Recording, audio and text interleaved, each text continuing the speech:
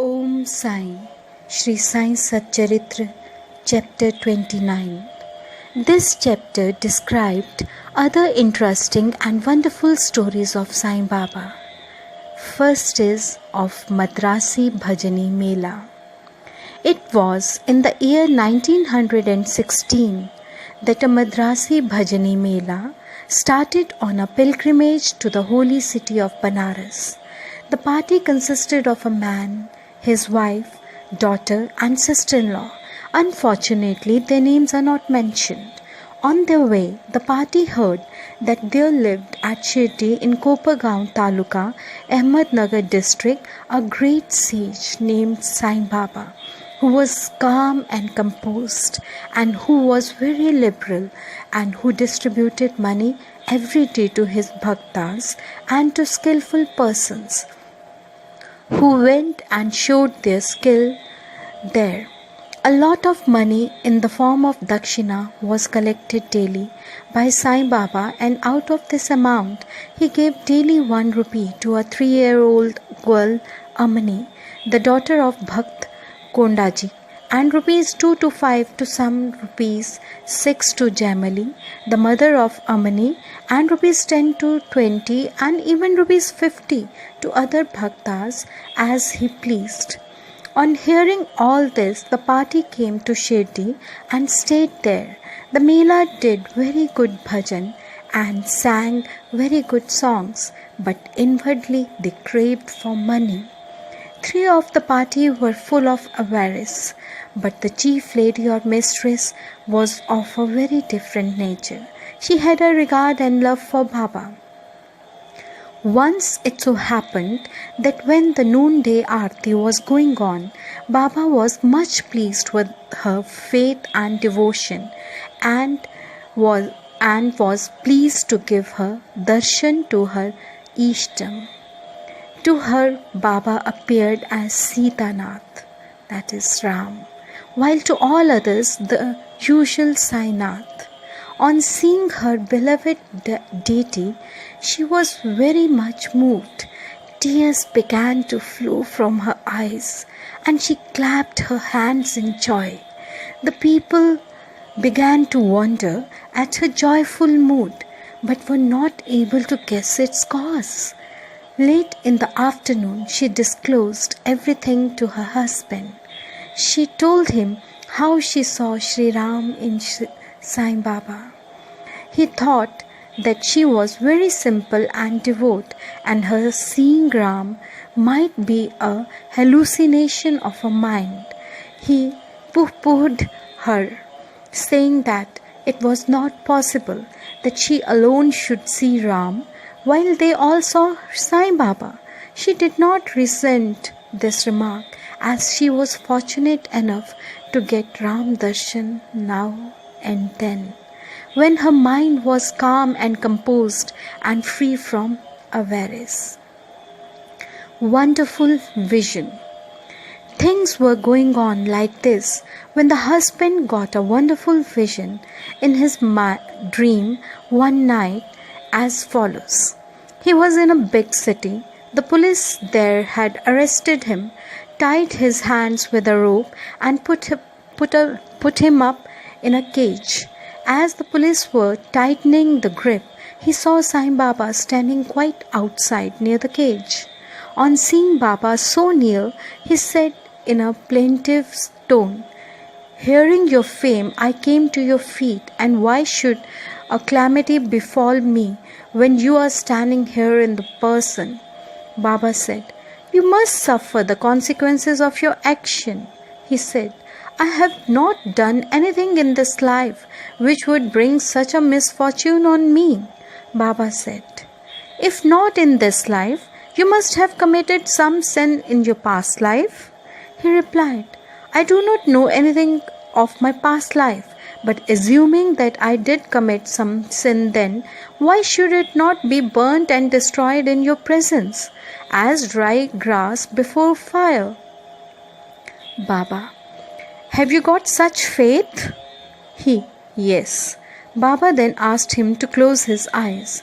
No sooner did he shut them than he heard a thumping sound of something falling down, and opening his eyes, he saw that he was free and the police had fallen down, bleeding.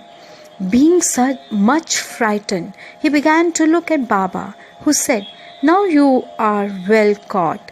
Officers will now come and arrest you." Then he begged, "There is no other savior except you. Save me anyhow." Then Baba again asked him to close his eyes. He did so, and when he opened them, he saw that he was free out of the cage and that Baba was by his side. He then fell at Baba's feet. Baba then asked him, "Is there any difference between this namaskar and your previous ones? Think well and reply." He said, "There is a lot of difference. My former namaskaras were offered with the object of getting money from you, but the present namaskar is one offered to you as God. Besides, formerly I thought resentfully that you, being a Mohammedan, were spoiling us, the Hindus. Baba, do you not believe in your mind in Mohammedan gods?" He said, "No." Then Baba said, "Have you not got a punch in your house, and do you not worship the same in Tabut, that is Muharram festival? Also there is in your house another Mohammedan deity by name Kad Bibi, whom you propitiate and appease on your marriage and other festivals. Is it not so?" He admitted all this. Then Baba said, "What more do you want?" Then a desire arose in his mind to get the darshan of his Guru Ram Das. When Baba asked him to turn back and see, and when he turned, lo, Ram Das was in front of him. No sooner did he begin to fall at his feet, Ram Das vanished. Then he inquisitively asked Baba, "You look old. Do you know your age?" Baba, "What? Do you say I am old? Just run a race with me and see." Saying this, Baba began to run, and he too followed. Baba disappeared in the dust, raised by his footsteps while running, and the man was awakened. After awakening, he began to think seriously about the dream vision. His mental attitude was completely changed, and he realized the greatness of Baba. After this, his grabbing and doubting tendencies disappeared, and true devotion to Baba's feet sprang in his mind. The vision was a mere dream, but the questions and answers therein were most significant and interesting. Next morning, when all the persons assembled in the masjid for the aarti, Baba gave him as prasad 2 rupees worth sweetmeats and also 2 rupees from his pocket and blessed him. He made him stay there for a few more days and gave him his blessings, saying, "Allah will give you plenty and He will do you all good." He did not get more money there, but he got far better things, that is Baba's blessing, which stood him in good stead all along. The party got plenty of money afterwards, and their pilgrimage was successful, as they had not to suffer any trouble or inconvenience during their journey. They all returned home safe and sound, thinking of Baba's words and blessings, and the anand they experienced by his grace. This story illustrates one of the methods which Baba followed and is following even now in some cases to improve and reform his devotees. Second stories of Tendulkar family. There lived in Bandra a Tendulkar family, all the members of which were devoted to Baba. Mrs. Savitri Bai Tendulkar has published a Marathi book named Shri Sai Bhajan Mela, containing 800 abhangs and pads describing the Leela of Baba. It is a book worth reading by those who are interested in Baba. The son, Babu Tendulkar, was studying hard day and night and wanted to appear for the medical examination. He consulted some astrologers. Examining his horoscope, they told him that the stars were not favorable that year and that he should appear for the examination next year, when he would be certainly successful. This cast a gloom over him and made him restless. A few days afterwards, his mother went to Shirdi and saw Baba. Amongst other things, she mentioned the gloomy and morose condition of her son, who was to appear for the examination in a few days. Hearing this, Baba said to her, "Tell your son to believe in me, to throw aside horoscopes and predictions of astrologers and palmists, and go on with his studies. Let him appear for the examination with a calm mind. He is sure to pass this year. Ask him to trust in me and not to get disappointed." The mother returned home and communicated Baba's message to her son.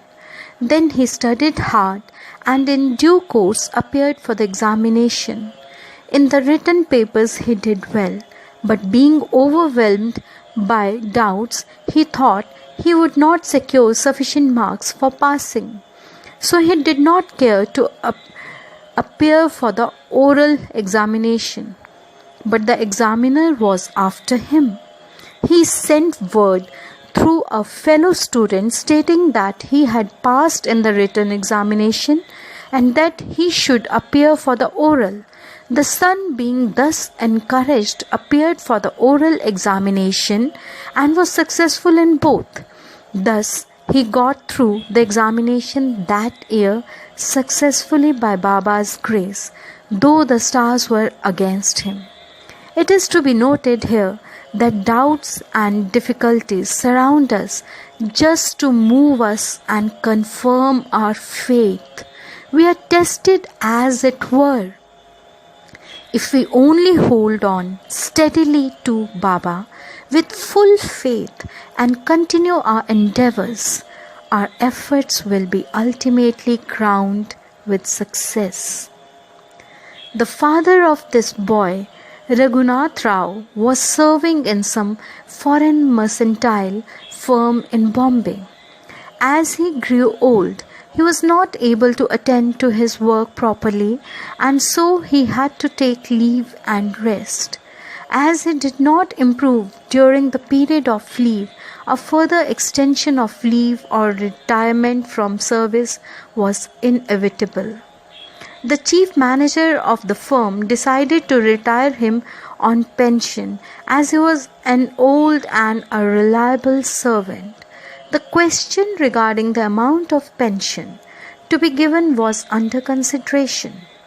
He was getting rupees 150 per month, and his pension, that is half of the amount, that is rupees 75, would not be enough to meet the expenses of the family. So they were all anxious about this matter. 15 days before the final settlement, Baba appeared to Mrs. Tendulkar in her dream and said, "I wish that rupees 100 should be paid as pension. Will this satisfy you?" She replied, "Baba, why ask me this? We fully trust in you." Though Baba said rupees 100, still he was given 10 rupees more, that is rupees 110, as a special case. Such wonderful love and care did Baba exhibit for all his bhaktas. Third story is of Captain Haughty. Captain Haughty, who was staying in Bikaner, was a great devotee of Baba. Once Baba appeared to him in his dream and said, "Did you forget me?" He then immediately held Baba's feet and replied, If a child forgets his mother, how could it be saved? Then Haughty went into the garden and took out fresh Walpapdi vegetables, and arranging Shidha, that is ghee, wheat flour and dal, and Dakshina, was about to offer all this to Baba when he was awakened and came to know that the whole thing was a dream. Then he decided to send all these things to Baba at Shirdi. When he came to Gwalior, some days afterwards, he sent rupees 12 by money order to a friend with instructions that rupees 2 should be spent in buying Shidha articles and Walpapdi vegetables, and those should be offered to Baba with rupees 10 as Dakshina. The friend went to Shirdi and purchased the things mentioned, but Walpapdi was not available. In a short time, a woman turned up with a basket on her head, which curiously enough contained the vegetables. It was purchased, and then all the things were offered to Baba on behalf of Captain Haughty. Mr. Nimonkar prepared the Nevedya next day and offered the same to Baba. All the people were surprised to see that the Baba, while dining, took and ate Walpapdi and did not touch rice and other things. Haughty's joy knew no bounds when he heard of this from his friend. Consecrated rupee. At another time, Captain Haughty wished that he should have in his house a coin of rupee consecrated by Baba with his touch. He came across a friend who was bound for Shirdi. With him, Haughty sent his rupee. The friend went to Shirdi and after the usual salutations gave first his Dakshina, which Baba pocketed. Then he gave Haughty's rupee, which Baba took in his hand and began to stare at it. He held it in front, tossed it up with his right thumb and played with it.